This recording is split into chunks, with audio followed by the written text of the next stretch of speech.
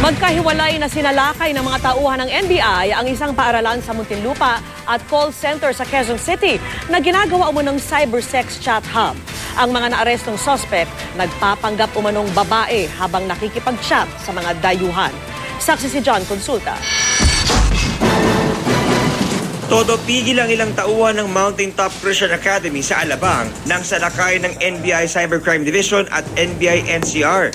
Dahil yan sa tips sa NBI na may cybersex chat hub pala sa loob nito. Ito nga isa sa mga classroom na ginagamit ng eskwelahan para sa mga klase ng kanilang mga estudyante. Ang nakakalungkot ng pasukin nga ito ng NBI ay itong mismo mga computer facility ng eskwelahan na ginagamit ng kanilang mga estudyante ang siya mismong ginagamit para sa kanilang illegal na operasyon.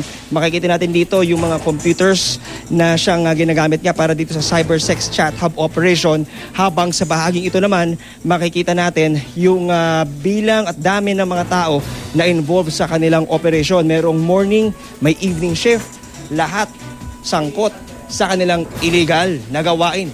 Huli sa akto magbebenta ng mga naarestong suspect ng pornographic materials sa mga kliyente sa ibang bansa. Nagpapanggap silang babae sa online cybersex chat at gagamit ng pre-recorded videos. May mga litrato at video pa ng mga hubong minor de edad sa computer. Kaya aalamin ng NBI kung may nabiktima sa 200 estudyante roon. Once ma-check natin itong mga litrato na nakuha natin dito, i-counter-check naman natin ito sa mga enrollees nila dito. Arestado pero todo tanggi ang itinuturong operator nitong si Ferdinand Abejo. Wala naman talagang nakitang babae. Walang mga less than 18 or something. Walang webcam. Walang webcam yung opisina namin. Connected daw lahat tong tatlo sa akin, which is hindi naman totoo. Pero binalitad siya ng mismong may-ari ng eskwelahan na si Attorney Puring Martinez. Yung link na ibibenta, mabubuksan lang yon nung foreigner na mag-ano ng card niya. Ang sabi nila sa akin, naughty. Naughty materials. Ang totoong reason, financial.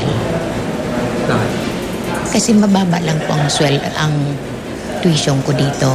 Tapos meron pa akong 22 scholars. Hindi po kaya ng tuition na makapasweldo.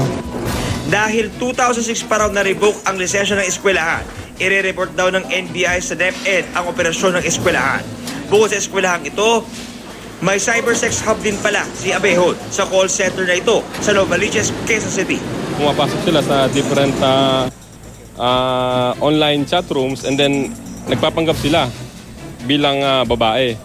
So once na-entice na nila yung kliyente, meron silang i-introduce na links. So yung links na yon, doon na matcha-charge yung kliyente. So nagpapanggap kayo dito na babae kayo? Oo, pero hindi kami nagpapakita ng mga sensual na bagay. Kumaga parang nakikipag-date or nakikipagkaibigan. Pero nagpapalusot pa rin ang mga naaresto. Hindi naman ako yung totally recruiter dito. Napakiusapan lang ako na kumuha ng tao para magkaroon sila ng tao para sa chatting. Sinabihan nga po kami na yung may trabaho nga daw po dito. Ang alam ko naman networking lang through online. Kaya sumama rin ako. Habang wala pang internet, ito lang ginagawa namin dito ng Dodot.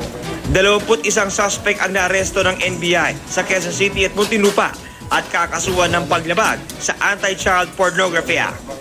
Ako si John Consulta, ang inyong saksi.